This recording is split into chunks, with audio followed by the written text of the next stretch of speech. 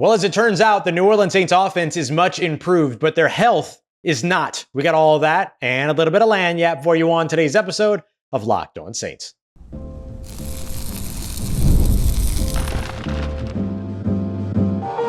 You are Locked On Saints, your daily New Orleans Saints podcast.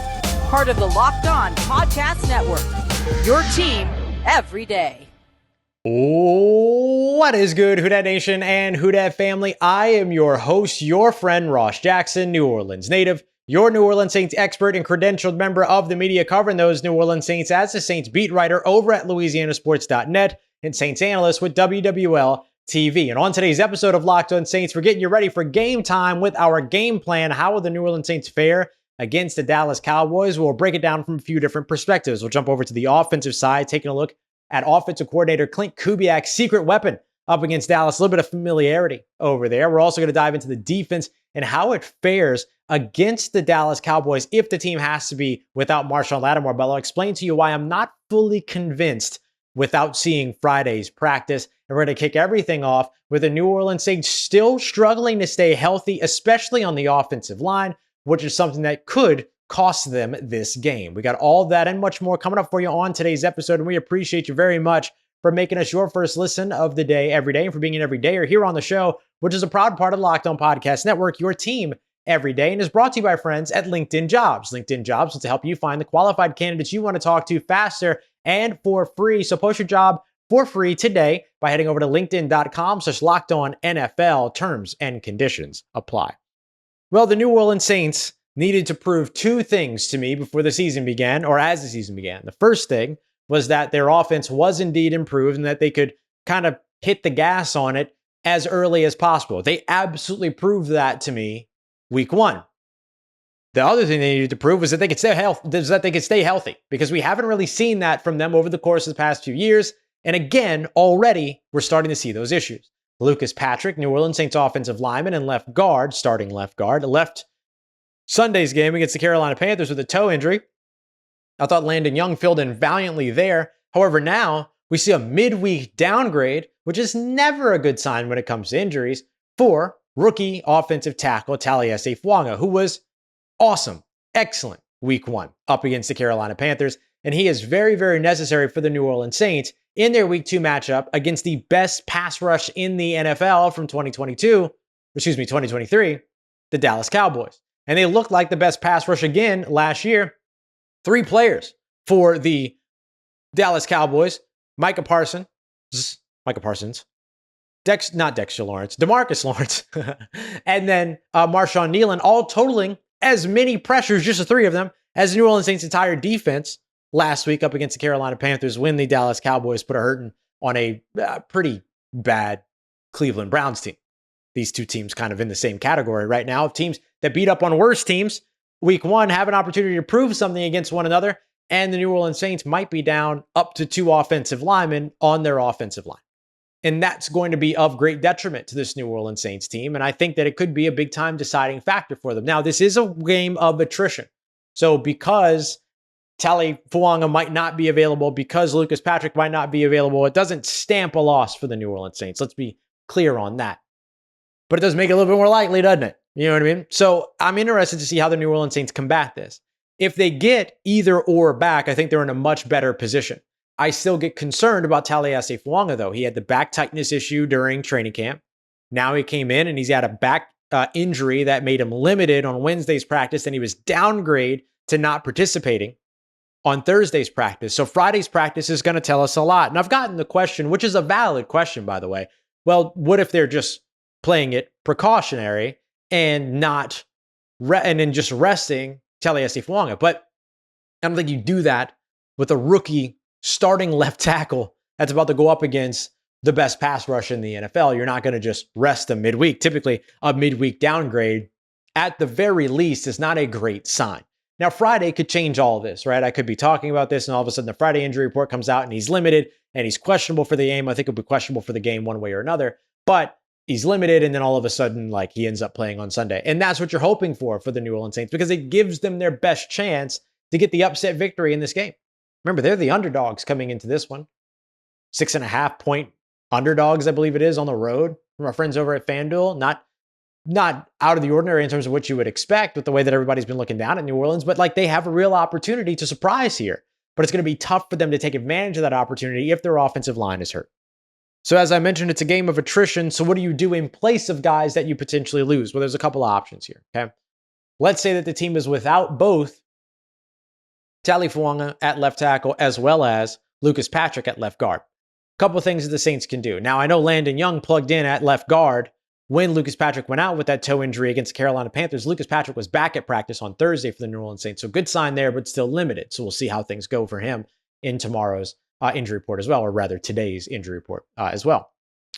But even though Landon Young was the one to step in place of Lucas Patrick, I imagine that Landon Young would go to left tackle. I imagine that they would have him start outside, have him start at left tackle. I don't think that you upset three different positions. I don't think you take Trevor Penning and move him to left tackle, plug in Landon Young at right tackle, and then plug somebody else in at left guard. I think you leave Trevor Penning where he is at right tackle, plug in Landon Young at left tackle, and then you got to figure out what you're going to do at left guard. Now, if you don't have Lucas Patrick available and you have to put Landon Young at left tackle, then I would suspect that Oliudo would be the guy that would step in at left guard while Nick Saldiveri continues to kind of get his conditioning, get his legs under him, get his breath, all those things, unless Nick Saldiveri is ready to go. Remember, he missed a lot of training camp, missed the preseason, things like that. And so is he in football shape? Is his conditioning in the right place? Like those are the question marks that you're really trying to answer more than you're trying to answer the is he healthy part. I think he's healthy. He's been back full at practice for a while now. But is he ready for an NFL game? Does he have the conditioning? Does he have the, the stamina, I guess, at the moment? Or, how's his fatigue level, I guess we should say, to be able to play that entire game at left guard. Like that would be the biggest thing. Now, if he's ready to go and he feels good there, then great. Then he ends up probably starting for you at left guard in that case. If the Saints are without Lucas Patrick, but they do have Fuaga, which would be great news for them, then I imagine you just see Landon Young plug back in at left guard. And then similarly, if you have Lucas Patrick, but you don't have Fuaga, then I would say that's more than likely that Landon Young plugs in and starts at left tackle. Again, no need to upset more than one position or more positions than is necessary by moving Trevor Penning from right tackle to left tackle. Just no reason to do that because then you're moving around all these pieces and all these other things. So I think that those are the options for New Orleans. You either get Fuaga and Landon Young, you get Landon Young and Lucas Patrick, or you get Landon Young and then either Nick Saldiveri or Oliudo, depending upon how ready and down the line Nick Saldiveri is in terms of his conditioning and his kind of play strength. So that's what I think you end up doing. And then very likely you elevate like probably a Kyle Hergel or somebody that can come in and play, on the interior for you and give you some more depth there. I think that would make sense for New Orleans. The best case scenario though, is that at least Fuaga ends up being ready to go by Sunday's game. So today's injury report going to be very important. Is Tali questionable to play? And is he back at practice, more importantly, even at a limited spot with that back injury? Or is he out of practice? And I think if he's out of practice, then it's unlikely that he ends up playing. The Saints are dealing with injuries over the defensive side as well, but I don't think that they're as dire, believe it or not. Let's break that down because I think there's still a chance that Marshawn Latimore, even if he missed Friday's practice, would play against the Dallas Cowboys. Let me tell you what. We got that coming up for you next as we continue on with today's episode of Locked On Saints, part of Locked On Podcast Network, your team every day.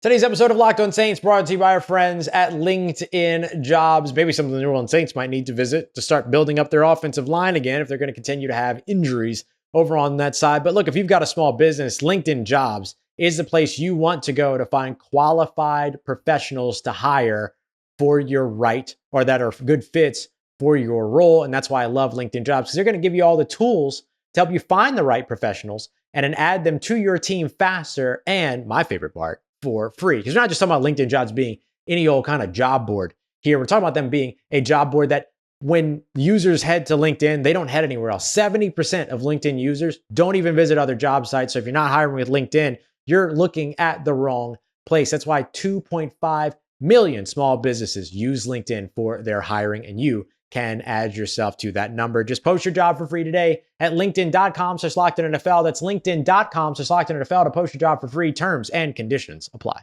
Today's episode of Locked On Saints brought to you by our friends over at FanDuel, America's #1 sportsbook, who is not super high on the New Orleans Saints going into this Dallas Cowboys game. Here we are Thursday night, Friday morning. Saints still 6.5-point underdogs right where the line started for week 2. So maybe you like the New Orleans Saints to cover. Well, FanDuel is the place to go to get in on that action. And right now is the great time to do it because now through September 22nd, all FanDuel customers can put $5 down and then they're going to get a free 3-week free trial of NFL Sunday Ticket from YouTube and YouTube TV. Then with your YouTube TV base plan, you're going to be able to watch every regular season Sunday afternoon out of market game. All that you need is a Google account, a current form of payment, and you can cancel anytime. And as if that wasn't enough, you can also check out FanDuel's Profit Boost in the app so that you can use it for a FanDuel's Double Your Winnings for all of Sunday, September 15th games, pre-games, money line bets. Profit Boost will be starting live during Thursday night football as well here on 9/12. Make sure you go and check them out over at FanDuel.com and download America's #1 sportsbook. All right, family, the New Orleans Saints can still get Marshawn Latimore out on the field, even if he doesn't practice on Friday. And if he's not, I think they can still fare pretty well against Dallas's offense. We appreciate you very much, as always, for being here and for making us your first listen of the day every day. Don't forget, we're every day here, 30 minutes talking Saints and only Saints. No having to wait through everything else and all that stuff. Come through, check us out every single day here on the Locked On Saints podcast. No fluff, just Saints. Look, I think the New Orleans Saints still have a chance to play Marshawn Latimore, even if he doesn't practice on Friday, later on today. And I think that is a unique circumstance. It's a very unique circumstance because you have to have a player that's A, good enough, B, experienced enough, and C, experienced enough in your system. And Marshawn Latimore is a unique blend of checking all three of them boxes. He's a really talented player, outstandingly talented player. He's an experienced player drafted in 2017, defensive rookie of the year, all that. And he has been with the same defensive coordinator and in the same defense since he was drafted and continuing on here through 2024. Now, I know it could be a little bit disappointing, right? I mean, we've seen Marshawn Latimore kind of manage some of these, forgive the phrase, but kind of freakish injuries. A lacerated, organ because he came down hard in San Francisco 49ers, Seattle Seahawks game, trying to make a play in the end zone. Got rolled up on at one point last year. Now we've kind of seen him take on actual injuries, right? Like hip flexor injuries. Not that those other injuries weren't injuries, but those were the ones that were more impact, kind of weird, not really a way to avoid that kind of injuries. But now we've got hip flexor injuries and then now all of a sudden a hamstring injury. And the issue with a hamstring injury is that it's extremely tough to manage. And it's something you have to be very, very smart about. Do you play it precautious? Because it's a matter of when, not if, that injury gets worse. If you rush a player out there, I think you have to. And there might be a sense of the New Orleans Saints doing exactly that. Marshawn Latimore hasn't practiced Wednesday or Thursday. Friday, he could potentially practice on a limited participation or a limited sort of, I forget the word that I'm looking for here, but on a limited basis, I guess you can say. And then he would be questionable for the game going into Sunday, gets the walkthrough on Saturday, gets checked pregame, and then see how he does on Sunday. But I think the Saints could potentially do that as well without him practicing on Friday because he is uniquely positioned to be a player that could play without practice. He's got a big test up against him, right? CeeDee Lamb, Brandon Cooks. Remember, the Saints don't follow receivers with their corners. Their corners play sides of the field. So he's going to see both of those players, which are two different molds of player, two different experience levels of player. And so I think that he's going to be very important. But also, could the New Orleans Saints fare without Marshawn Latimore? I think that they could in the secondary in particular. Paulson Adebo is still an outstanding talent. He had a fantastic first game. He was the most targeted player in the NFL at corner in week 1 and barely gave up a 50% passer rating. It barely gave up a 50% completion percentage, knocked away, forced several incompletions, and allowed a very poor passer rating when targeted, forced a very poor passer rating when targeted. So Paulson Adebo is still one of the top corners in the NFL, even though people don't necessarily look at him that way because he's lined up across from one of the top corners in the NFL in Marshawn Latimore. The big question would be, would Kool-Aid McKinstry be ready to go? No, I thought Kool-Aid performed. He played a little bit over 20 snaps, 25, 27 snaps in that game against Carolina. And he looked good with the exception of this first play, the very, very first play. Bryce Young scrambling. He comes off of his coverage in that scramble, needs to stay in coverage, gives up a big pass, all those other things. That's fine. Like, you'll deal with that in that kind of a game, which was a blowout by the time that he even got out there. And it was a little bit of a learning experience moment for him as well. So I think that is fine. Going up against CeeDee Lamb and Brandon Cooks are a little bit more kind of like the experienced veterans and a much better defense with much better offense with a much better quarterback. Different story, but he's somebody that's NFL ready. He's somebody that trusts his fundamentals, that trusts his technique, and that trusts the system. And so if you have a player that's talented, that's smart, that can thrive at the position, and then also checks all the boxes from a fundamental and technique standpoint, then you're probably in a pretty good place if you're the New Orleans Saints and you feel pretty confident rolling with Kool-Aid McKinstry on the outside. Make no mistake about it. I believe that he would play on the outside while Alontae Taylor would hang out and continue in the slot. I don't see the point in moving moving Alontae Taylor out wide, even though he plays very well there, and then plugging in Kool-Aid McKinstry in the slot, which is a position that he's never played before. Doesn't make sense. Now, the Saints could potentially go and do that because that's effectively what they did with Alontae Taylor last year, and they ended up doing okay, better now, after Alontae kind of got a season at the position under his belt. But I don't think you're going to do that to Kool-Aid McKinstry. Let him play on the outside where he's comfortable. Keep Alontae Taylor on the inside where he's bought in, where he's feeling really good about his position, everything like that. And of course, just came off of a 3-sack game. I'm sure he's more than happy to continue to play where he had that level of impact for this team. So I think that that's important too. So the Saints can fare well without Marshawn Latimore, depending upon Kool-Aid McKinstry's performance. But I don't fully rule out yet the idea that Marshawn Latimore could still play in this game against the Dallas Cowboys. He is a player, one of the few, that could not practice all week and still go out there and end up playing. I think the other thing that ends up helping New Orleans a lot is the familiarity of Chase Young with the Dallas Cowboys. Not just because of Chase Young's performance, but Chase Young being able to share information with his teammates over on the defensive side about what it is that Mike McCarthy likes to do with the Dallas Cowboys. They're not changing much of what they're doing this year based on other years. I like the way that actually Demario Davis kind of summed it up for the New Orleans Saints defense, where he said it's kind of like a new edition of Madden every year. It's the same game, but with a couple new features. Same thing for like a different, year of a model of a car or something like that, right? I think that that's the same for what you're seeing with the Dallas Cowboys. They're not changing drastically what it is they're doing on offense on a year-to-year basis. It's still Mike McCarthy's system. The Saints know Mike McCarthy's system. Mike McCarthy's system is good. It's won Super Bowl or a Super Bowl.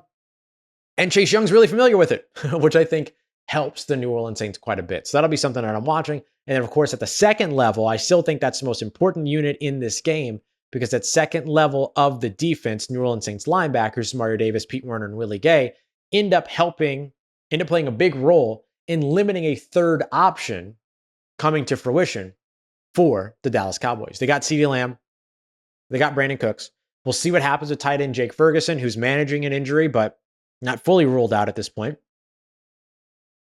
The second level becomes really important of not allowing a third option to work out. That means limiting the run game with Ezekiel Elliott and that Dallas Cowboys run game.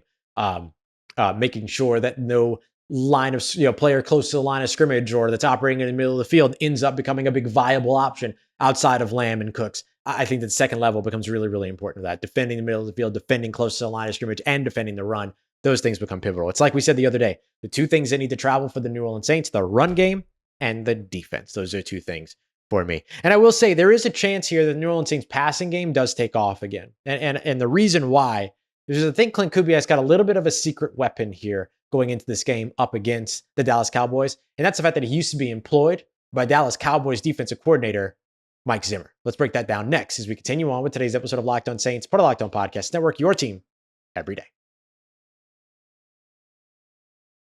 Today's episode of Locked On Saints brought to you by our friends over at Prize Picks, the easiest and most fun way to play daily fantasy sports. All you got to do is pick versus the Prize Picks projections. It's super simple. They take a look at a bunch of different football games, for instance, and they choose whether or not that player is going to have a certain number of, let's say, receiving yards. Then you choose, will they have more or less? That's it. You get that right. You do that for 2 to 6 players. You get up to 4 players right. You can up to 100 times your entry back. You can even play against comedian Drewski, former rapper turned podcaster with bad music taste, Joe Budden, and much more. So go and check them out today over at Prize Picks. Easily, seriously, my favorite way to play daily fantasy sports. And right now, through the majority of September or all of September, you're going to be able to get a free win with 1 Caleb Williams passing yard for the Chicago Bears. Great way to get you started. Download the Prize Picks app today and use the promo code LOCKEDONNFL for a $50 instant bonus when you play $5. That's code LOCKEDONNFL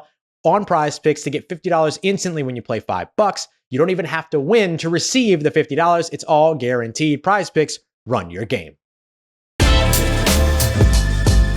Let's get it, Who Dat Nation. Klint Kubiak could be the New Orleans Saints' biggest key to winning, not just because of his offensive play calling, but because of his familiarity with Mike Zimmer, new Dallas Cowboys defensive coordinator, being a potential secret weapon for the team. We appreciate you again very much for being here with us today. Don't forget, we'll be with you tomorrow as well. And we're also back to 2-a-days. I needed to take a day here Thursday, but we'll be back to 2-a-days. I'll go live Friday evening after practice, give you the updates there, and then we'll have our 5 things you need to know ahead of the matchup on Saturday. A little bit of a recap, just to make sure you got everything you need to be ready for that matchup. So keep an eye out for those episodes as well.